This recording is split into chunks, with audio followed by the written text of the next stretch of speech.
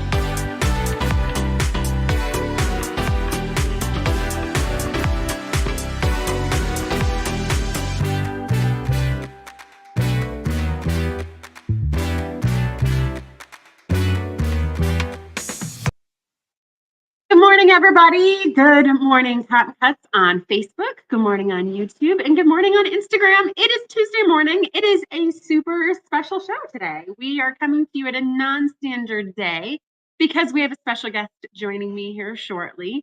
I don't know how it is where you guys are. It is kind of rainy and gross. It feels kind of spring-like. However, I am happy because it is raining so much. It means it's washing all the cicadas away that are accumulating all over our yard. Gross. Okay, so today we have a special guest. We are joined by Ingrid Alteneder. Ingrid is joining us from Germany this morning to have a quick chat with me. She is our Cotton Cuts featured designer for this month, for the month of May. So what does that mean? What does it mean to be a featured designer? So this means the Cotton Cuts team has went out and we found awesome quilt designers, pattern designers that are doing cool and crazy and inspiring things. And we want to feature them in our boxes. And so everyone who signs up for a modern maker and a classic box will learn more about Ingrid, but will also be given the chance to get a free download of one of her patterns that we host on our website. Or you can just, swing by the website and get a download of a pattern as well. But this one is awesome because Ingrid, as we are about to learn, is a foundation paper piecer. So her patterns are the full foundation paper piece patterns, guys.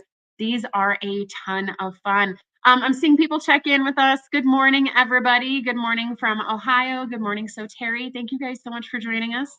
All right, so as happens literally every time we try to get someone to join us on a live, there's going to be a little bit of technical difficulties. So bear with us for the next 90 seconds or so while we bring Ingrid onto the camera and try and get her into our Instagram as well. Good morning, Ingrid. How are you? Good morning. Good afternoon for me. I'm good. How are you? I'm doing very well. All right, let's see if we can get you onto the Instagram. So to do that, I am going to have to push some buttons here. Let me see. So the Instagram for you is, are you actually, she has to be watching the Instagram live, yes? All right, so Ingrid, are you on your cell phone watching the Instagram live? Because then I can invite you. Ba-doop, ba-doop, ba-doop. Ice Cream Girl Quilts, thank you for watching us while you drive. Please drive safely, okay? Let's arrive to work safely. I'm here. Yes, yes, yes. I can see Right. you. Guess I joined. Did I join? Let me see here. So let's see here. Let me look up for your Instagram. And so it is, there you go. All right. So I'm going to invite you. And so if you accept that invitation, that should work for us. And bear with us, folks. There's going to be some audio things that we're going to navigate through. Doop-a-doop-a-doop. Okay, so I'm going to say good morning to Quilting Junkie. Hi, Donna from Tennessee, and Jeanette from El Paso. Good morning. Oh my gosh, it is. I hope it's beautifully spring where you guys all are. Ingrid is going to be joining us on Instagram. Do I press request to join? No. I'm going to invite you to join, and then when you get that invitation, if you accept it, that should work for us. Okay. I didn't get that invitation yet. All right. So, okay. So then when you try to request, let's try that way. When you request, let's see what happens. All right. I'm going to wave at you. All right. Send request. Cloudy rainy.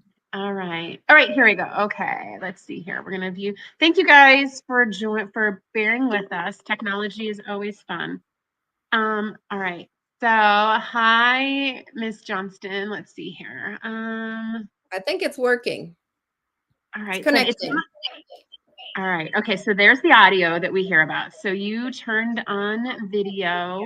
Why is it not showing her side by side?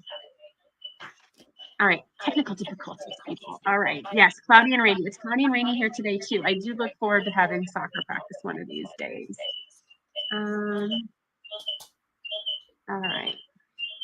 I can see you on, You can see me on the Instagram. Okay. and I But can it's hear not. you. Hold on. Paula is going to go look and see if she can figure out what other people are seeing. So maybe those of you that are watching us on Instagram, can you see both Ingrid and I? Maybe something's changed in the platform and you can only see who's talking, because that would be an interesting shift. So if you're watching us while driving, can you see both of us? If I stop talking, can you see Ingrid? All right. Let's just I can see both of you, just a big echo in the background. Yes, I see both. Okay, so something has changed in the platform so they can see both of us. On my screen, we can't see both of us. All right, I think we're good on Instagram. So Ingrid, if you can turn down the volume so that way we can eliminate the echo on your phone. And it's interesting when you log into Instagram and you actually broadcast the video. All right, I think the echo is gone. Folks, can you hear the echo at all on Ingrid's side at all? I think we're good. Yes, to see both of us. Okay, Ingrid, I think we're free to go. Are you ready? Yes. Can All people right. hear me? I think thumbs up, hearts. I see lots of hearts. I see lots of thumbs up. Okay, Ingrid, this is fantastic. Fantastic. We can go now. All right. So good Excellent. morning. Okay. So Ingrid, thank you so much for joining us. It is afternoon where you are, of course. So Well, yeah. I would love to start with my absolute favorite question. Tell us your quilting origin story. How did you get on this crazy train? How did you get to where you got to today? Give us and it's okay to like hairy bumps and warts and all. Not everyone's journey is bright and roses, but tell us how your quilting journey began and how you got here. Okay. It's not that exciting, actually. It's been pretty long. I made my first quilt when I graduated. Okay. So when I was 20. And I quilted in between all the time, but not as a professional quilter. I was working in the fashion business for almost 30 years. And when I stopped that, that's when I got into designing quilt patterns. Wow. So So you worked in it's fashion. a pretty simple road coming from the fashion business, and then it's been Well, fabric all the time. So also, okay. So now I need to kind of unpack those things because you left a lot of little Easter eggs around. So tell us about your fashion journey. What did you do in fashion? Right? That's exciting because everyone hears fashion and we think like Project Runway and we think all the fun fashion stuff. But tell us what was your role in fashion?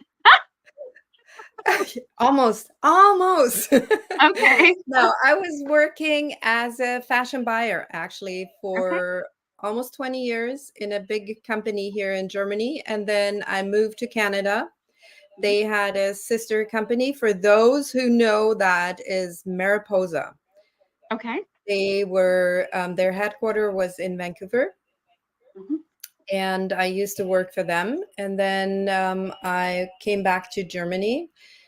And I was mostly a buyer. And as a buyer, you design and you buy the clothes for the store. And that was in young fashion. And then when I had my kids, I stopped. And then now I'm doing quilt patterns Oh my God, that's great. So how long have you been designing quilt patterns?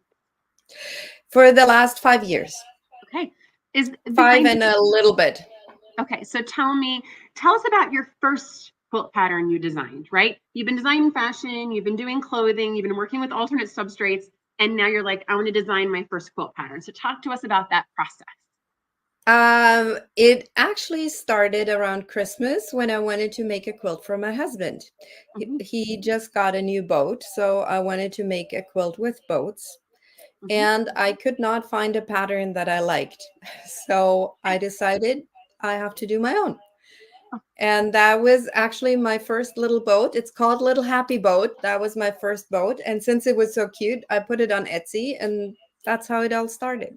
Oh my gosh. So there's so many quilters who are always like, I'm looking for patterns, I'm looking for patterns, I'm scouring Pinterest, I'm looking on the webs, and you can't find anything, so you just make it up, right? But I Yeah. think that you had that initiative to not only make your own pattern, but then actually put it on a website to sale, right? There's a lot of quilters that design and create their own things, but that ability to be able to take something you can sew in a sewing machine and make it such that other people could make it later, that's a skill, Ingrid. That is definitely something to be admired. So you did this, you put it on Etsy, and you kept. So tell us, like, what keeps you going? How do you keep designing these patterns, right? It's you did one, and now you did a lot. It's over 300 now, 5 years Yes, later. more than a few. And I have a million ideas, and I probably could go another 20 years. But yeah, for now, it's just rolling, I guess. So where is your primary source of inspiration, right? Is it nature? Is it things people see, like you see on the internet? Where did these ideas come from? Did they just, you're asleep in the middle of the night and like lightning bolts come out and strike you, and that's how it goes? Yeah. Exactly. All right. It does not stop. Oh, I okay. think when I was working in fashion, I wasn't really working, if that makes any sense. Like Mhm. if you're doing a job that you like that much, that it doesn't feel like work because you're doing it all the time. Like when I was working in fashion, I was reading fashion magazines, I was watching shows, I was like, when somebody walks by and I like a t-shirt, I'm like, oh, this seam looks really cute. So the same goes for quilt patterns. I walk down the street, I see a design in like the tiles on the floor or something on the wall or a logo on a truck, anything. So it could be something outside, it could be something inside, it could be something on a show. I Unfortunately, you can't screenshot on Netflix because so often there is a sweater that looks really nice and I think, oh, you could do this as a quilt pattern. Mhm. So I have to take a second phone and take a photo of the show You're a and photo of save your it. photo of the phone. Exactly, because you can't do the Mhm. screenshot thing on Netflix. Yeah. So it's, you know, something all the time. I can tell you quite honestly, the print behind you on your wall, I'm looking at the color combinations and I'm like, how can I put that into a quilt? You just That's never know. actually one of my favorites. I love Andy Warhol, Mhm. and he did obviously the Statue of Liberty and all those funky colors, and he did Marilyn Monroe and everyone. So Mhm. I thought, okay, how can you do this as a quilt pattern? So I designed that, and Art Gallery has the most beautiful fabrics in all shades, Yeah. and their fabric is just a tiny bit thinner, like it's a nice poplin that you can use for paper piecing. It's just perfect because it's not bulky. So that's what I used for my Statue of Liberty. I So I I have my love own Andy Warhol on my piano. All right. So Ingrid, so you do foundation paper piecing.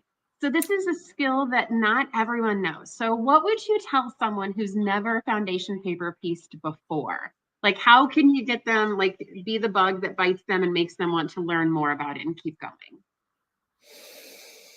I know that wasn't on our list, right? Okay, no, it's a great question, and I'm always um how can I say this?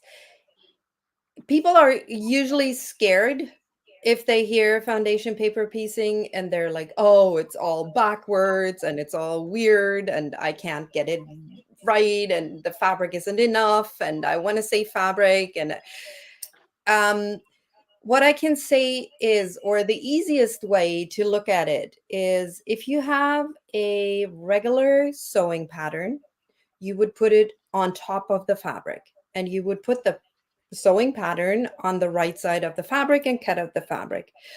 For foundation paper piecing, it's done on the wrong side of the pattern, and it's the wrong side of the fabric against the wrong side of the pattern, and the design grows on the back.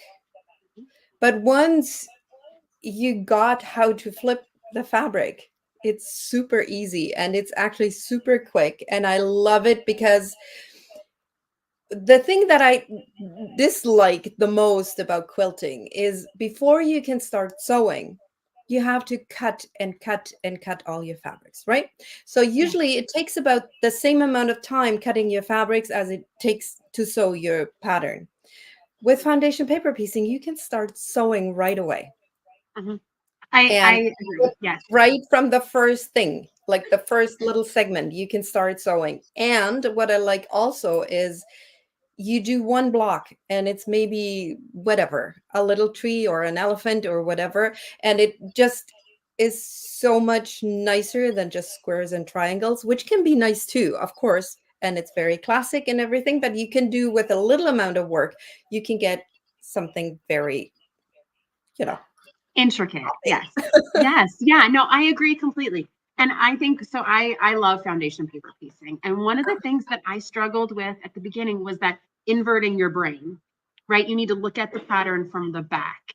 And I would always like try and sew. And before you know it, you're sewing the page. The sewing, I really got stuck on that. And one of the things that I found was you mentioned art gallery solids. Using solids and using batik takes that equation out. Like you don't have to worry when you're foundation paper piecing about, am I sewing right sides together or wrong sides together? And I think once I let go of that quilter mindset of I need to be as efficient as possible, I need to be as lean as possible, and trying to get the piece and like pre-cutting the shape and trying to foundation paper piece and then being mad because it was a little off, like just make it a little bigger and then trim it later. Like all of or those lessons, the like making it bigger. And like you said, don't cut from the beginning. Don't try and make no. it lean. Go ahead and make it bigger and then trim it down as you sew. All of those pieces. And now I'm like, I feel like I can create anything.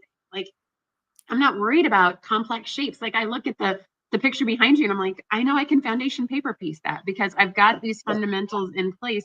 And if I was to try and piece that using traditional shapes, it would never happen. It would be so hard. But those little, just like taking down some of those barriers, and now the whole world is open on foundation paper piecing.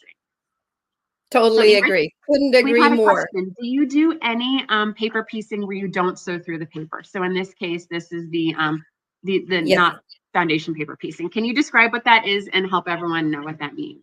I actually did a video on YouTube. um for me personally, I prefer sewing through the paper because number one, I have like the additional layer and it just stays nicer. But what it means to not sew through the paper is you fold the like the line that you would be sewing, you just fold that line and sew right along the paper. So your paper fold is right beside the needle. And that way you sew and then you take the paper off. It works perfectly with freezer paper and then you can iron it on. It doesn't stick, it doesn't glue, whatever it is. And it's a nice way if you have graphic designs and if you have designs that are repeats all the time, it's perfect. I would never do something that complex with not sewing through the paper. Yeah. No, so Ingrid, I like that. I like your explanation there because I've always wanted to try freezer paper, but the sewing along the paper that I can visualize that makes it approachable for me. And so that is helpful. I think every time I see someone do that, I think it's magic. And again, it's one of those like I just have to do it once to and the so I Yeah, can sew along paper. instead of having your paper that you would sew through, you just fold exactly the line that you would be sewing, and then your needle is right along that edge. Okay. Oh That's my it. God, that's so And then you simple. fold it down, press it, and then you fold the next one. That's it. No magic. Oh my gosh, I feel like you've looked behind the curtain at the magic show and you've just revealed all the secrets to all of us. That is Ingrid, that is a fantastic tip. Now I am going to go and try this. Thank you for removing some of those barriers for me. All right, so tell us, Ingrid, what is your favorite pattern of all the 300 that you have? What is the favorite pattern that you've designed and why? What should we go look for? I think my favorite would be the Chinese New Year quilt pattern. It is a large Chinese dragon and all paper lanterns on the outside. Again, I did it with art gallery fabrics. in reds, purples, pink, and a little bit of yellow. Why? Our youngest daughter was born in Taiwan. Oh, So we sort of have that connection. And that's why I made that quilt. It's one of my favorite. My second favorite would probably be the Liberty, and then my wild animals. Now I just did a quilt along with Bernina. We did a quilt safari actually with all African animals. I really love that quilt too. oh I my mean, goodness. there's so many. Well, that's good, right? It's kind of like a Sophie's choice. Like, which of my 300 children is my favorite? So Yeah. I'm glad that you like that it elicits a memory, right? You're connected to your daughter, which is the quilt and why you made it. And so now I am highly motivated to go check this out. My youngest child was born in the year of the dragon, and so I'm like, Oh, now I'm like, Oh, you have a dragon child? I'm sorry. well, I'm the dragon in Oh, the you're the dragon family, and I guess everyone would agree. Well, then I know what it is like to live in your household. All right. So tell us, so you've been in, the quilting world for 5 years and you've done an incredible amount of pattern design. You have partnerships with Renina. Who are you inspired by in the quilting industry? Who are you like admiring, mentoring? Tell us about kind of your relationships in the industry. I am connected with lots and lots of different quilters from all over the world. I think most of them have their own quilting language, kind of, and everyone is a little bit special in their ways. But the one that really stood out to me, or the one that I really, really love, is Bisa Butler. Oh yeah, yeah, I don't yeah, know yeah, how you pronounce the name yeah. exactly. I just love, love, love everything she does. Like Mhm, I don't even know if I could own one of her pieces. mhm, I just think it's absolutely stunning. It's totally different than what everyone else is doing, and mhm. I feel like this little compared to her. Oh gosh. I love Beast's work as well. Like I every time there's an exhibit, I'm kind of like, am I close enough? Can I finagle a trip to go? Yeah, Beast Yeah, is one of those ones I do. That would be an exhibit I would fly to and go see. yeah, She is super inspiring. absolutely amazing. Mhm. Yeah, The other one that is kind of in a similar vein, so I like Candy Wild as well. He yeah, does a whole bunch, like the works that he creates of art, I feel like could be printed on fabric, and I would love to make quilts from a lot yeah, of his fashion designs. It's again the fashion meeting the quilting world. Both of those artists, I think, are yeah, amazing. If you guys don't know who we're talking about, you guys need to go find both of them because they are doing absolutely. groundbreaking, just things that are way outside of triangles and squares but are Oh still yeah, approachable totally. and still art. Yes. Yeah, All right. So absolutely. Ingrid, where are you going? What's the future project? What's the like, if you had a crystal ball, where would you be in 5 years from now? Oh, in 5 years, I'm thinking next year. Well, we can interrupt to that. So how about where are you in 12 months? And then where are you um, in 60 months? well, I have another project planned with Bernina. We're Mhm. gonna do that in fall of 25. I have another book planned, probably next year. Those are the immediate things. What I would love to do is travel around the world and work with local fabrics. That is my plan as soon as my kids are graduated, the last Ah, one. mhm, And I think that would be just a different way of combining not just the traditional quilting fabrics, but fabrics from all over the place mhm, into quilts. So that is my long-term plan. mhm. My short-term plan is whatever we can do here. Oh, I love it. No, I think so. I think that would be a fantastic, like aspirational, like passport punch card is to go different Yeah, places, sample local fabrics, and be inspired by, different techniques, different color exactly. combinations, different things that Yeah. go on. So I went to Barcelona a couple of years ago for a work trip. And I was like, hey, I'm gonna find local fabric. There was actually not a lot in Barcelona itself, but I found a fantastic like Asian district within Barcelona. And it was my first encounter with truly a Japanese fabric store, which Yeah, is an experience, guys. If amazing. you like the traditional Japanese fabric store, like there was an upholstery section, there were men in suits that were like taking numbers and efficiently cutting and measuring fabric.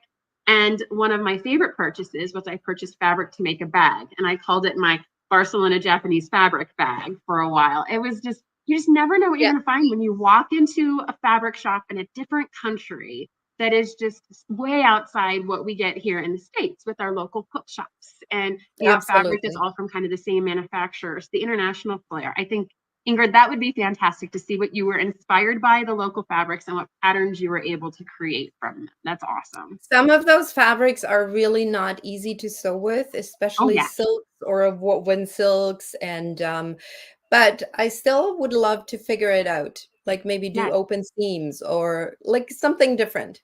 Mhm. That's the I got long-term some, plan. I ended up getting some upholstery fabric in France because I was like, I'm in France. I'm going to go to a fabric store. And I'm like, Yeah, oh, this is not quilting cotton that I'm used to. That's okay. We're going to make it work. And I just, I have a whole collection of like my yeah, international fabrics that will eventually become something fantastic one day, but are memories, right? That's a memory of a trip. And then I yeah, had some fabric I acquired in Dublin when my first child was born, right? All of those are memories that will eventually become something fantastic. So Ingrid, I exactly. love that aspiration for you. All right. How can we find you? How can folks find you, learn more information, find out all about these fantastic patterns, including the Chinese dragon that I'm definitely going to check out today. All right, there we go. Paula's got it. That's Uh, it. she's got it. Oh my God, I got a person over here who's helping us out. Yes. So where is your primary channel, Ingrid? Are you mostly on Instagram? Are you mostly on Facebook, YouTube? How can people find you the easiest and fast? The easiest would be actually on Instagram.